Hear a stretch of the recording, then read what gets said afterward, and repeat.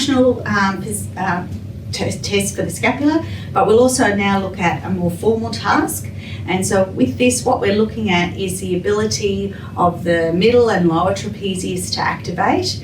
And then we're also looking at if they're not activating well, are they using other muscles? So commonly they might use things like overuse their rhomboids or their lat dorsi, or if in some patients with neck pain, they might overuse their levator scap. So we're going to position her into a position and then ask her to hold it, and we're looking to see what muscles she's using. So this is it's a low load task. We're not asking her to lift anything heavy, but we're looking at her ability to activate those muscles. So what I do is I come underneath her scapula and I position it for her, because it's very hard for patients to have that proprioceptive ability sometimes to know what you're asking them to do. So you're literally positioning her over and down a little bit. I'm asking her to hold that position there, and then I'm going to just palpate and see, is she getting a nice activation of her middle and lower trapezius?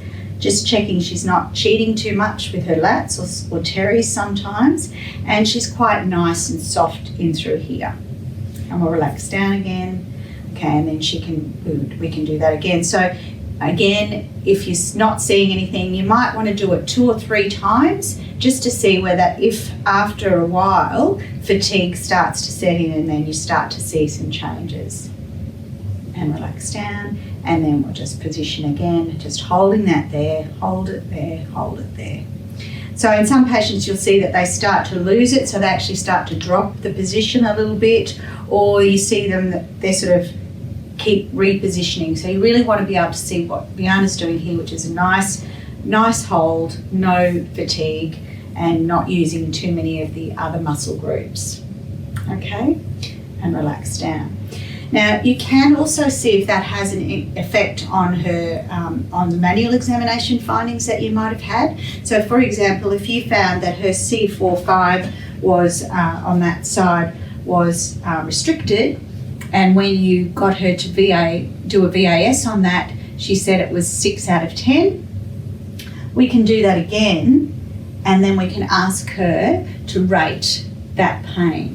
If the pain decreases, then that's an indication that because of reciprocal relaxation, we've been able to switch off the upper and levator scap, and we've made the middle and lower trapezius activate. So that's an indication. If we can quickly change her joint signs and the pain, that's an indication that the overactivity in these muscles is causing that strain on the neck joint. So that's an indication that we really need to start working on this scapula quite quickly if we can reduce her pain very effectively just by getting that reciprocal inhibition. Some patients it might be a 6 out of 10 and it goes down to a 4 out of 10. So that would be an indication that scapula is important, but there's also some significant joint signs that we would want to treat with some manual therapy as well. So manual therapy and exercise will be just as equally important.